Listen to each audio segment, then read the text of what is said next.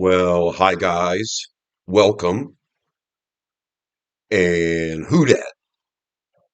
I'm Joe. Thanks for tuning in to Rosenfield 10, where I cover our beloved Bless You Boys in black and gold, the New Orleans Saints. Are you a Who Dat fan? If you're a Who Dat fan, subscribe to this channel. I love the Saints as much as you do. Think of me as a friend or a coworker. You want to talk about the Saints? Subscribe to my channel. Click on my videos when they come up. You'll hear what I'm thinking about them, and then you let me know what you think in the comments. I respond to my comments. And today we're going to do my monthly look at the greatest positions of need for our beloved New Orleans Saints. We are now in the month of March 2026. The draft is next month. And yeah, we've got a lot of things to talk about. So let's look at the roster and see what we're dealing with. So typically when I do these videos, I pull up the roster on offense and I pull up the roster on defense after, and we examine every position and we talk about how great the need is for this team to address each position. So this particular installment, I'm not going to give a ranking for positions of need. And the reason why is we're in a weird spot right now. We've just completed the first wave of free agency and we are still over a month away from the draft. So there are still free agents that we can go and get, and that can determine to a large extent what we're going to address in the draft. So next month in April, we're going to do positions of need right before the draft, and that's probably the most important one in this series to focus on exactly what we're going to address in the draft. But right now, at this point, we're not exactly sure because there are still players in free agency we can go and get. Now, I have a preference, positions to address in free agency and not a lot of money. There's still a couple I might spend some amount of money on. And then there are also positions that I certainly want to address in the draft. And I could break this video down like that, but instead of doing that, we're just going to take it position by position, and I'll just explain the caveats within each position. And we're going to talk about where we're at now and what's best for this team moving forward. And you guys, of course, let me know in the comments what's the most important position to address in your opinion for this team. So let's pull up the offense first. I'll show you a wide screen version to start with, and then I'll pull it down and we'll have a smaller version as we go into detail with these players. But if you need to pause the video at this point and take a look at it on the big screen, there it is. Our complete offense. Everybody that's on this team under contract right now. I'll mention that we just signed Ty Chandler at running back. That was the latest move made in free agency. So he's included on this list. And yeah, all of our new free agents are here. And I've arranged them in a way that's, pretty close to how it actually is. But there may be some caveats. Will Sherman plays tackle and guard. Awesome Richards can play both sides of the offensive line. You're not quite sure if we might try to allocate Saldiveri as a center, perhaps even Torricelli Simpkins as a center. It all depends on, the next month and a half. And same thing with tight end. Mitchell Payton being a run blocker, Mataval being a pretty green tight end. There could definitely be some maneuvering with how names are arranged on this depth chart. But let's talk about each position. So your offense is there, and I'm here to tell you I'm not ranking these positions of need. And one of the reasons why is because we actually still need something at every position. You can address every position in the next 2 months, and there's at least one good reason to do it. So next month, before the draft, my positions of need will focus on what we need going into that draft. But this one, let's just talk about every position, and I'll tell you why every position could still be important to address. And why the position of need, the strength of the position of need is kind of, iffy for me to try to present right now. For starters, the quarterback position. I don't remember a time in Saints history that I've been alive that I've been paying attention that we went any extended amount of time without a quarterback on the practice squad. Okay, you typically have a quarterback on the practice squad, and the Saints have two quarterbacks under contract right now, and that's it. Sometimes we carry three. Last year we carried three for a majority of the year on the active roster, and we still had a fourth one on the practice squad. So you need a quarterback. So that as far as position of need goes, that's right at the top of the list because you need one. I don't think you you go through any part of a season without some contingency plan at quarterback on your practice squad. Injuries happen, so and then there's still the chance of getting a third body actually on this team on the active roster, maybe an emergency quarterback. Tyler Shuck, Spencer Rattler, they're your starter and your primary backup. A lot of people want to go get a veteran quarterback in free agency, spend a low dollar amount on a veteran that can come in and be some sort of player leader in the room. Some people say Taysom Hill was that player leader in the room last year in the quarterback room, and then now we need to go and get it again. I'm not sure one way or the other. It all depends how good the quarterback is that's on your practice squad. And my assumption for addressing this position, once again, I'll say Hunter Deckers.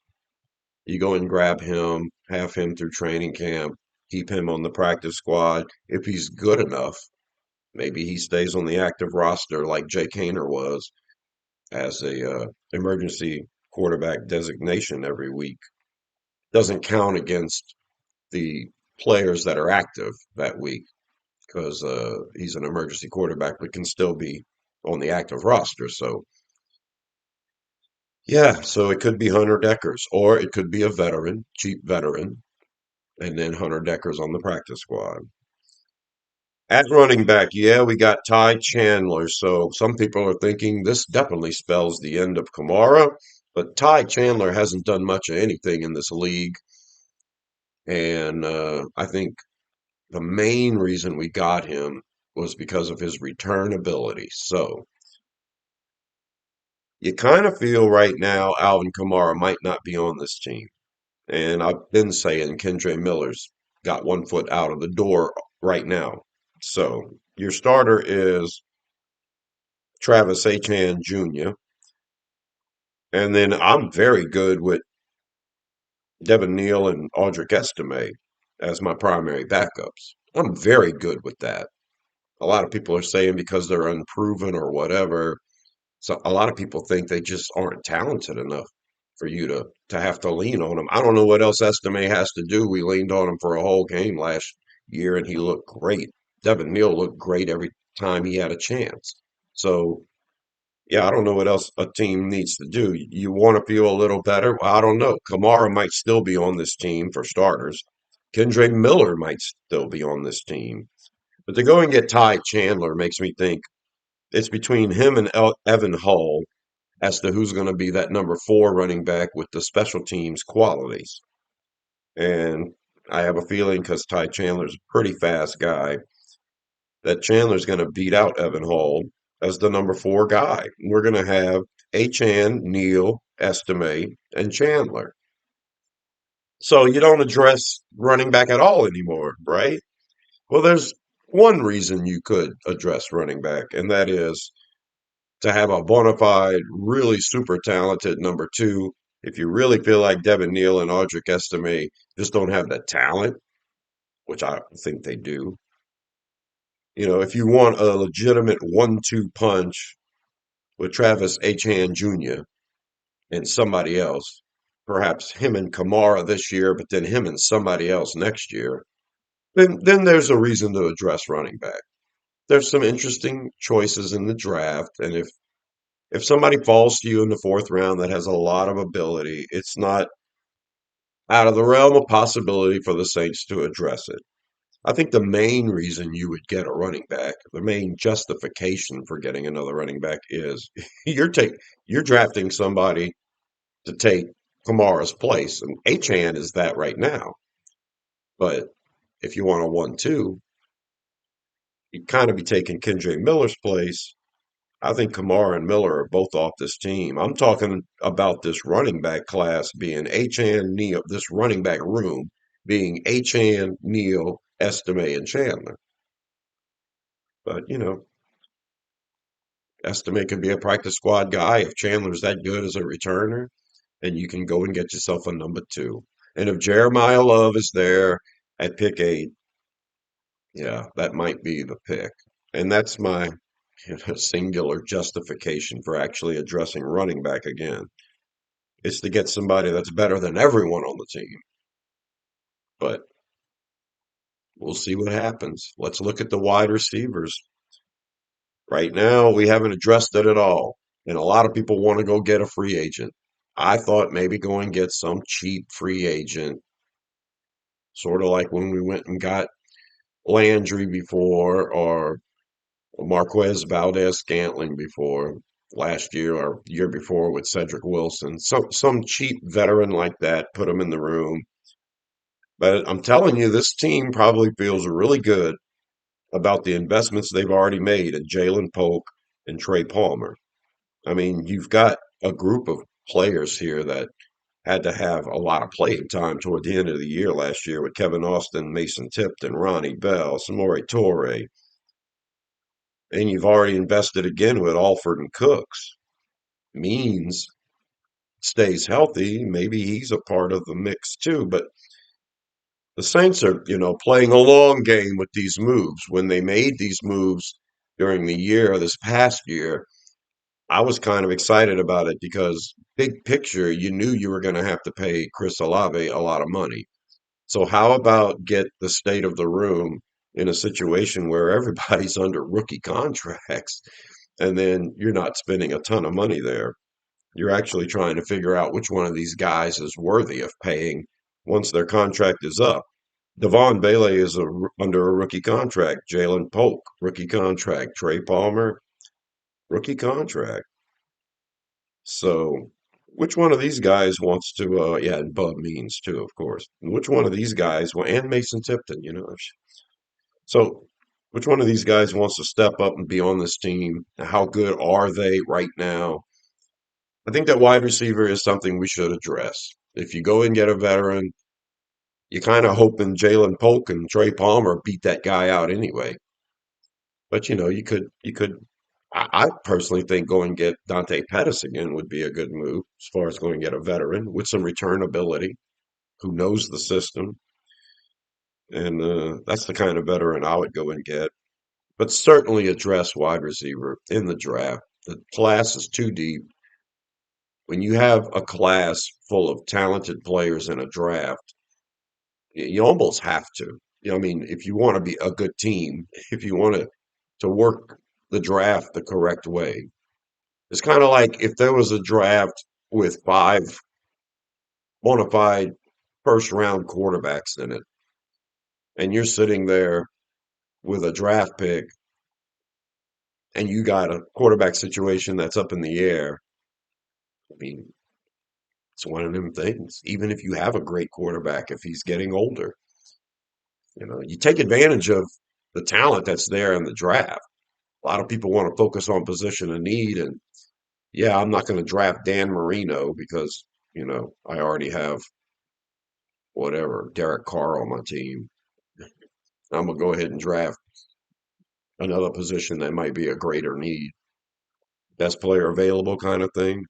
I feel like the wide receiver class in this draft there's going to be multiple rounds where one of the best players available is going to be a wide receiver because the class is so deep. So you want to go get a veteran in free agency, fine. You certainly have to get at least one in the draft. The caveat is because the class is so deep, do you really want to spend a high draft pick on one? And a high draft pick at wide receiver doesn't make sense when you can go another route for a lot of people who aren't in love with the top guys at wide receiver in this class. I mean, I personally think Cornell Tate's going to be a stud, and Mekhi Lemon's going to be a stud, and I think Jordan Tyson is going to be a stud if he's healthy. All three of them have talent that I can see translating into the league and also making our team better. So I'm not down on frowning on getting a wide receiver with the eighth overall pick. I look at this room and I think we're pretty good. Devon Vele, if Jalen Polk is worth his draft stock, he was a second round guy. I mean, Polk should easily be a very good third receiver. Palmer as a returner, and then any of the other guys could make up five and six, like they have for the last couple of years. But yeah, you can get better. You can at least get a guy at wide receiver in the second round, third round, fourth round, fifth round, sixth round, and would probably make the final six on this team. So you have that, but you can also look at just getting a better player at the top altogether. People have questions about Polk and Palmer because we haven't really seen them yet in this offense. And Vele, the only question I have is whether he can stay healthy. So, but there's an obvious path to improving this room if you get a top-notch guy. So, yeah, the wide receiver class is deep. Yeah, you can get a really good one. I think you get one in the third round. He's definitely on this team. He makes your team better. Is he good enough to be your number two? Well, if that guy is, I don't think so. I'm not sure. I really like Vele, and I have high hopes for Polk. But if that guy's good enough to be your number two, yeah, then maybe the guy you get at pick 8 overall is good enough to be your number one. So lots of ways to look at it. Wide receiver, though, you definitely want to get at least another piece in the draft. And that's how I feel. At tight end, can you really improve on tight end in on this team right now? Juwan Johnson's numbers kind of point towards him being a top 5 type, top 10 type tight end. So, but he's a receiver. And most of the time, your best tight ends in the league are complete tight ends, but we're talking about the greatest ones in the league. And then most of the other ones at the top of the list are good pass catchers.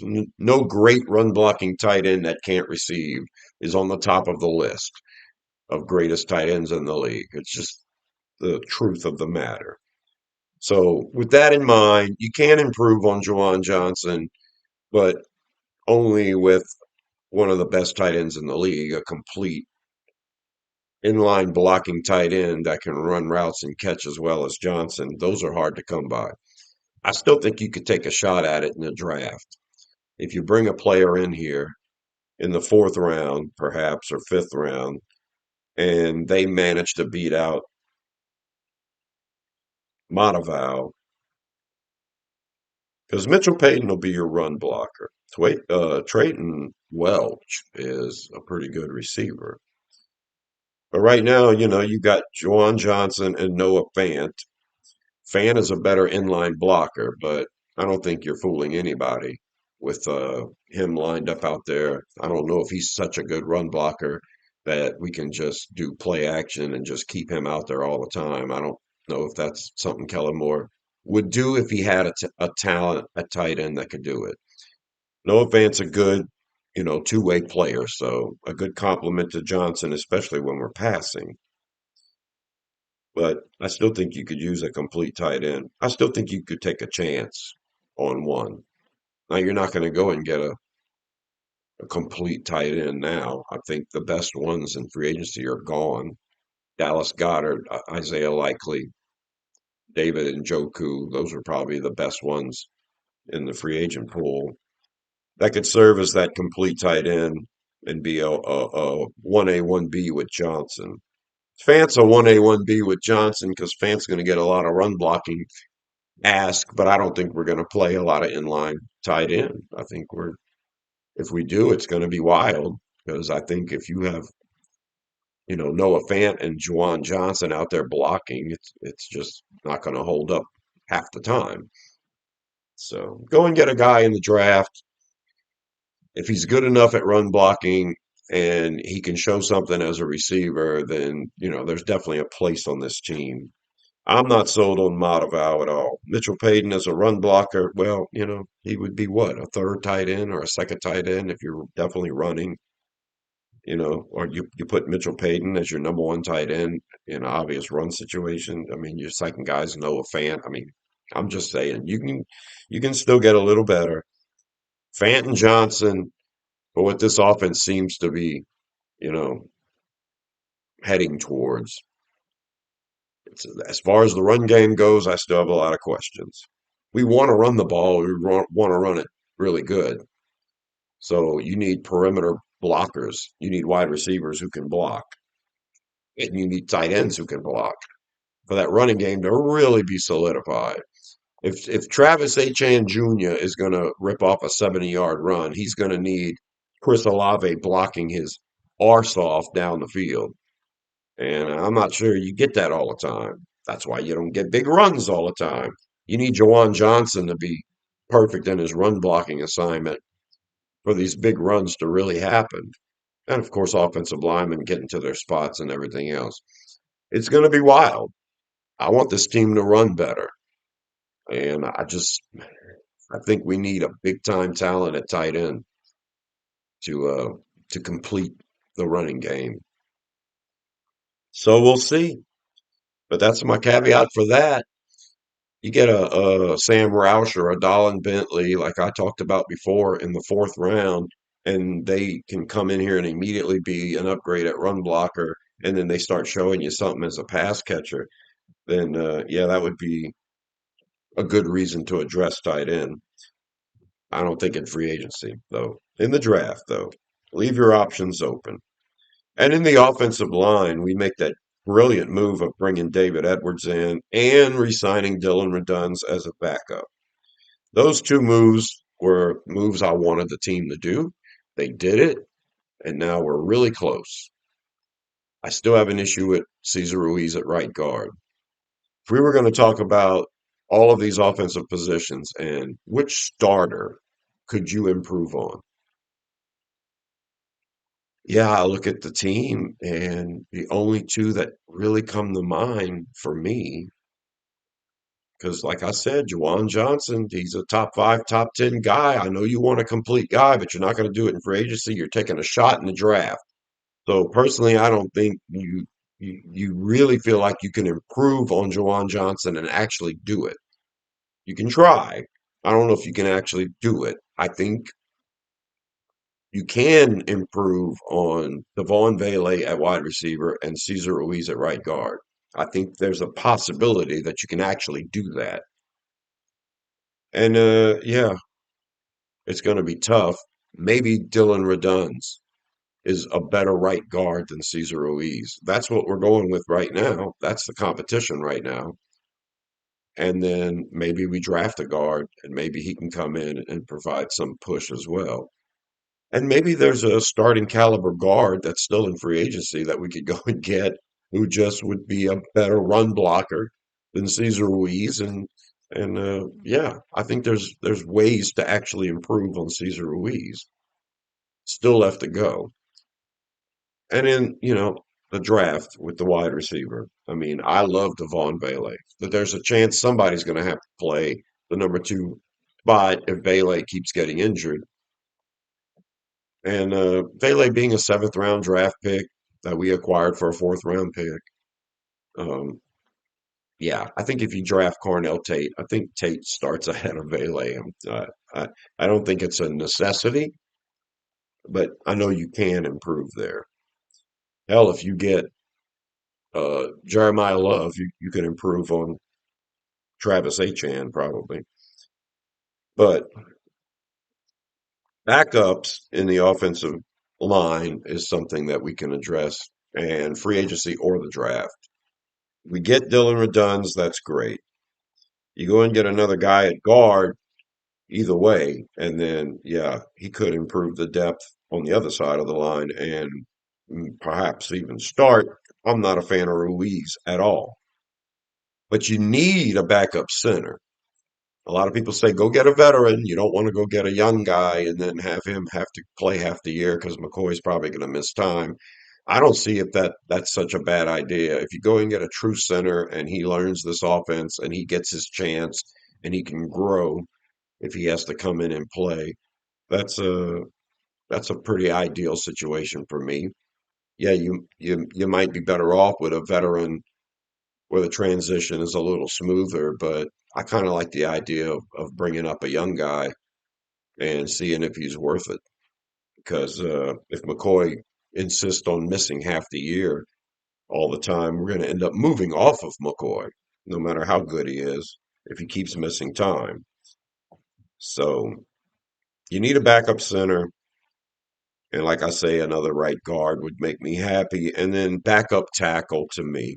If Awesome Richards and Will Sherman are too good to improve on, then you don't take a shot. But I think you take a shot. I mean, seriously, a guy like Landon Young would probably compete with Awesome Richards and Will Sherman. So yeah, there's probably still free agents out there that you can go and get a veteran who has started before in a couple of games who could come and compete at backup tackle. And then of course the draft is an option there as well. All right, that's the offense. We're going to pull up the defense now, and I'm going to show you the widescreen on the defense so you can get a good look at everybody. A lot of these trails have been trodden on. We're treading trodden trails, the same ones, but yeah, that's the way the off season is. We've got a lot more information to go on, though. We didn't make nearly as many free agent moves on defense, but we have made some moves, so let's talk about all of it. Before I pull the big screen up, yeah, I'll draw your attention to, of course, Julian Blackman joins the team at safety. And Caden Ellis joining the team at linebacker. I have him slotted here as the starting middle linebacker, but he's going to be featured at inside linebacker and outside linebacker as an edge rusher from time to time. And then, of course, John Ridgeway back with the team as a backup defensive tackle. All right, let's talk about these guys position by position on defense. I think, in my opinion, the weakest position on this team right now is the defensive line. I like what Nathan Shepard did last year. It was his best year as a Saint, and I don't think that I don't think he's a weak link, but I also don't think he's some starter that you have to have out there all the time because you can't wait for the next play. He's not a playmaker. He had a good year last year. He had, I think, 3 sacks and he had a bunch of tackles. He's a better run stopper than Brian Brissy by far, and he can play on passing downs too. So he's a valuable piece, but he's just not the ideal starter, in my opinion. I think you can improve on Nathan Shepard. So what about Vernon Broughton? We're going to see what we have with him, and he can play defensive tackle, a nose in a base formation if you need him to. But I think his versatility is kick out to end when we're in a nickel or whatever. You probably man the end anyway. If we're manning it with a guy like Nathan Shepard, Vernon Broughton, you're just hoping as a third round pick in that great draft class last year is going to be a guy that's going to make a difference. I personally think he should be starting and Shepard should be starting on the other end, and Brian Brissy doesn't come in until it's a passing down. And Brian Brissy showed nothing as a pass rusher last year. I'm repeating myself in all these videos, but it's the truth. Brian Bresee is not in the future for me on this team. And if we draft Christian Miller, defensive tackle out of Georgia, with the second round pick, I'm going to be so excited because that's going to be Brian Bresee's replacement. And if Brian Bresee wants to do something in this defense, go right ahead. I seriously doubt he's going to do enough to earn a fifth year option as a first round draft pick. I don't think he's going to do that. We're not going to pick up that fifth year option because we're going to want to if we resign him, we're going to want to resign him to a much cheaper contract. So Brian Bresee has his whole livelihood and NFL future to play with, to play for this year. Because yeah, it's the difference in making 4 million a year and making 20 million a year. So these spoiled athletes that make that much money.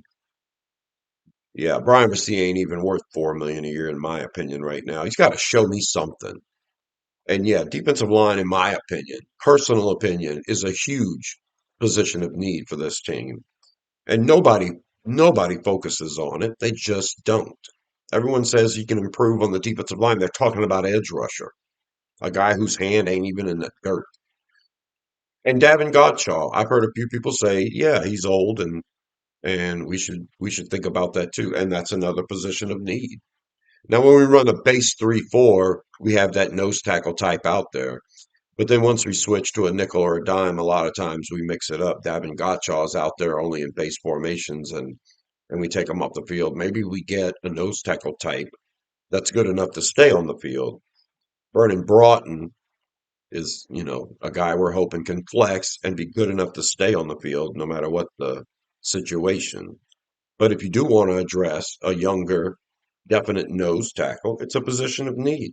Christian Boyd, John Ridgeway are fine backups, but there's some nose tackles in the draft that you can get in the third round and the fourth round who would make this team be better than Boyd.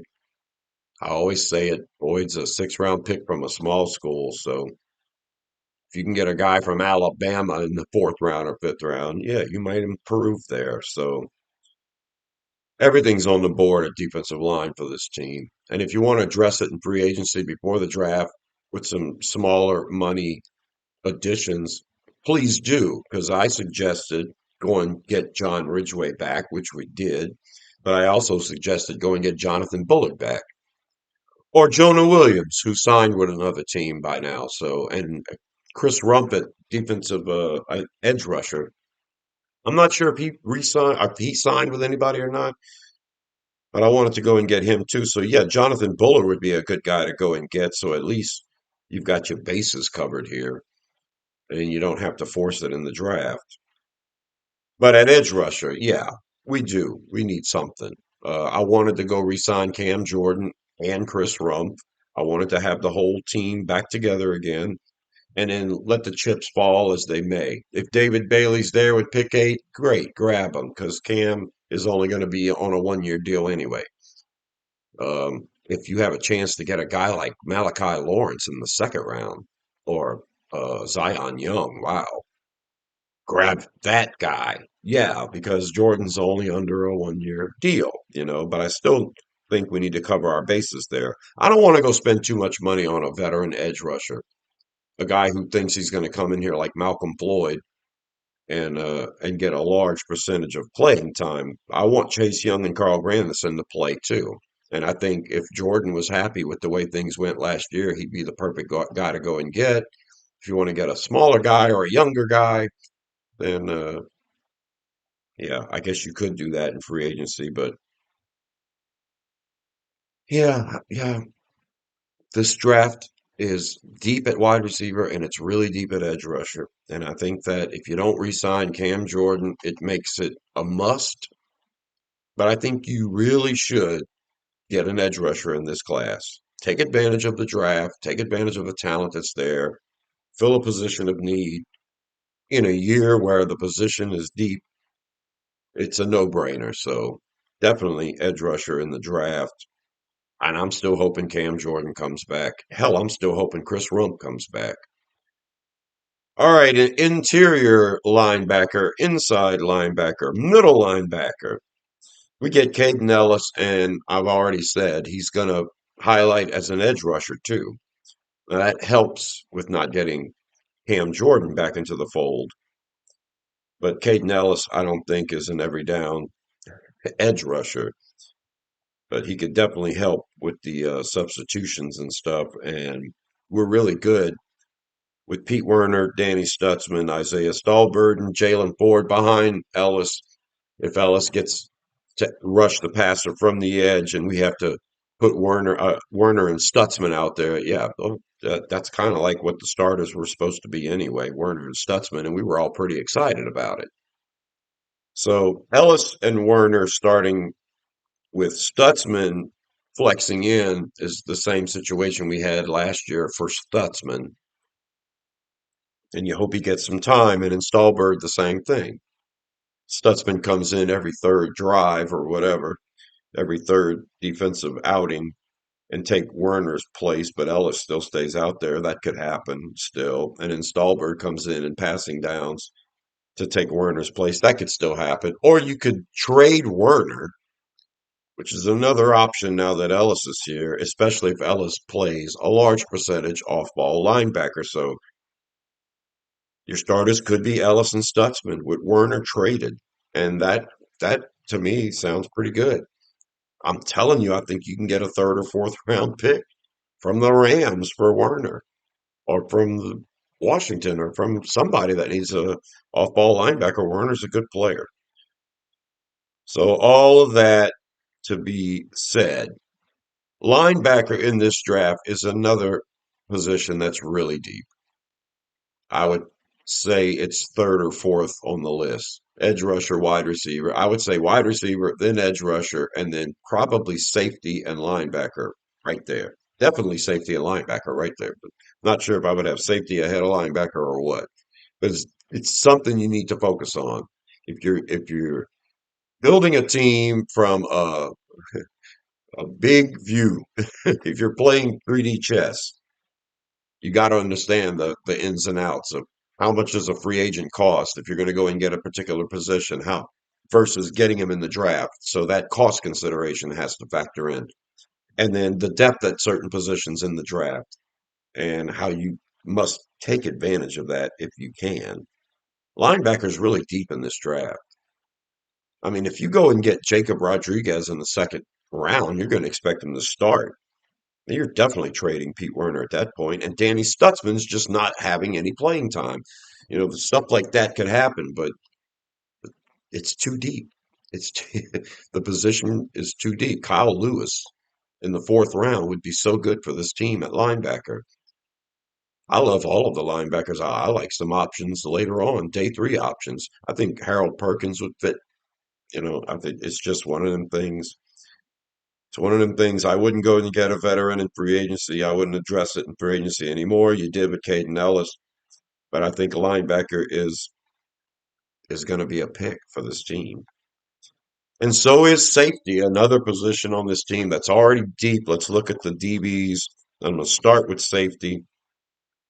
Julian Blackman, Justin Reed, Jonas Sanker, Jordan Howden, Elliot Davison. We look really good at safety. If Julian Blackman stays healthy, then we're good to go at safety. So good to go that you could just put Sanker at star because we'd be great with Blackman and Reed and Sanker at star.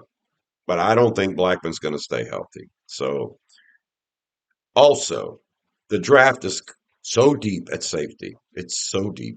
It's so deep. And you can get nickelbacks. I mean, really good nickelbacks in this draft at safety. I think it's inevitable. And I think that, you go and get a nickelback, yeah, that's positive. That's perfect. We lost Alontae Taylor. So if you go get, a Jalen Kilgore at safety or somebody like Traden Stukes, who's a cornerback but would play that star role. Keontae Scott at cornerback would play that star role, but there's other safeties that could do it as well. I think Bud Clark could do it. And then there's also safeties that would be really good deep. Zakee Wheatley would be a really good free safety. Blackman looks to be our free safety right now, but let's say we go and get Zakee Wheatley. That's not a bad move. Blackman's on a 1 year deal and he might get hurt anyway.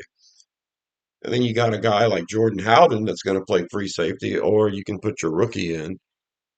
So yeah, you can address safety in the draft, multiple types of safeties, and they would still fit on this team. Blackman's under a 1 year deal. Howden's only got 1 year left on his deal. So even though we're so deep and good at safety right now, it's not like there isn't a place for it. So that's one reason why you get a safety, because you can make a place for them, even though it's so deep. I've talked about it. You can get one that can be a nickel. You can get one that can be a free safety, and you can get one that's going to eventually replace Howden and Blackman because there are so many options in the draft. And because of the variety and the depth at safety in the draft, that's another reason to get one. So safety is definitely not off the board. Caleb Downs with pick 8 would be great. Yeah, you're drafting a nickelback with your top 10 pick.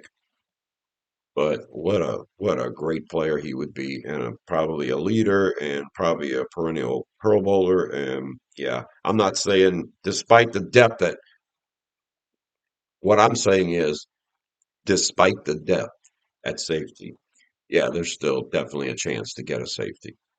I saw a mock draft by some national people that picked for the Saints. Caleb Downs was on the board, and he bypassed that because he probably looked at our depth chart and thought we're really good at safety. And he went ahead and got Mansour Delane to be outside corner. And he said it made sense because Alante Taylor wasn't on the team anymore. And we could use another piece at outside corner. So he got Mansour Delane with Caleb Downs still sitting there. Now, you guys tell me what you would do if Mansour Delane and Caleb Downs are there, because Mansour Delane will be a starting outside corner for this team. And because we're so deep at safety, it makes a lot of sense. But I just had to comment under the video and tell the guy that Taylor played majority nickel slash star. And unless Sanker assumes that role this year, Downs is a guy that would certainly play that role. And the guy doing this mock was also under the assumption Isaac Yiadom was a starter. He was looking at the depth chart for the Saints and said they have Yiadom starting ahead of Quincy Riley, opposite Kool-Aid McKinstry. So, is that what the team really thinks? Quincy Riley started opposite Kool-Aid last year because we didn't want to lose the comp pick. And personally, I also think Riley and Yiadom's production would have been probably the same. And so they just went ahead and gave the rookie some time. And it all worked out in the end. But I'm under the impression Riley is still the starter opposite Kool-Aid. And Yiadom's your number 3 outside corner. I'm under that impression. So either way, Mansell Delane would be a great pick. But personally, I would certainly grab Caleb Downs before Mansour Delane. Downs is my number 2 guy. Delane is probably my number 10 guy. So yeah, you could still do it though. You can go get a veteran outside cornerback in free agency right now and with starting experience that could easily compete with Yadam. And if Yadam and Riley are on the same talent level, if this team is free to play Yadam now and they would actually prefer Yadam over Riley, then yeah, a free agent, even a mid priced free agent at outside cornerback would be a good addition to this room because that's kind of crazy. I wanted to go get Asante Samuel Jr. He re-signed for $4 million with Pittsburgh. I think it's nuts. I think he would have been a great addition here. He would have been right there. He could have been starting ahead of Riley, certainly ahead of Yadam. And we also need a nickelback. We need a nickelback. I would not mind going get a starting caliber nickel in free agency so we can have our bases covered. I wanted to re-sign Terrell Burgess. or Ugo Amadi. I don't think either one of those guys have signed with anyone yet, so perhaps it's still in the plans. You go get Terrell Burgess, at least you have somebody that can play nickel, or Ugo Amadi who can play nickel. Somebody. Because if Sanker's your guy, then he hasn't done it yet, so it'd be nice to have a veteran that knows how to do it. And yeah, that's two positions I would address in free agency and in the draft. Outside corner and nickelback. Certainly nickelback. There's so many good options in the draft at nickel. It's just amazing. It's amazing how many times you can go get a guy that can be your star in this draft. But I'd still go get a veteran, an outside corner. Yeah. So we've talked about it all, and that's my positions of strength for this team.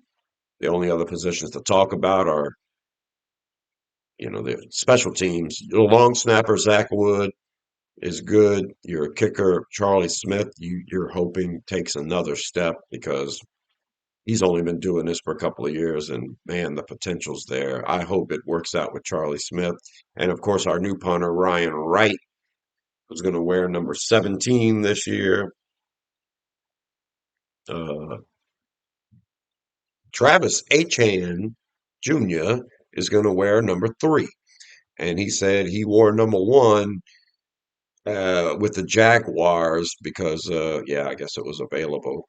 He was number 9 in college because of Drew Brees.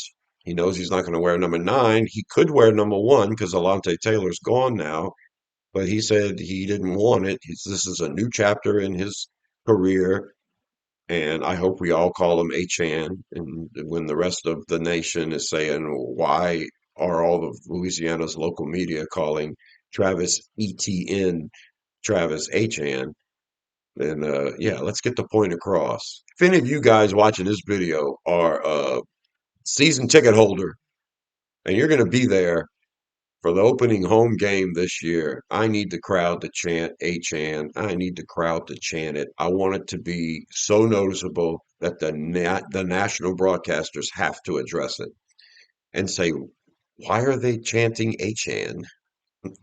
And get those guys to start doing it too. That would be great. Yeah, as a crowd in Louisiana, let's let these people know how we're going to pronounce this man's name from now on. I would love that. Do that. Do me a favor and get that going in the first game of the year. Also, if you're watching this video, leave a comment. Let me know what you're thinking. Next month, subscribe to my channel because next month we're going to do the holy grail of positions of need for this team. It'll be the one right before the draft, and that's the one that we're going to have ranked, and it's going to be serious. And I hope you guys enjoyed this. I'm one of the only channels that pulls up the entire roster and lets you look at it while we talk about it. So, pat on my back for that. And I also respond to my comments. So let me know what you think. I'm Joe. And until the next one, I'll talk to you later. Who dat?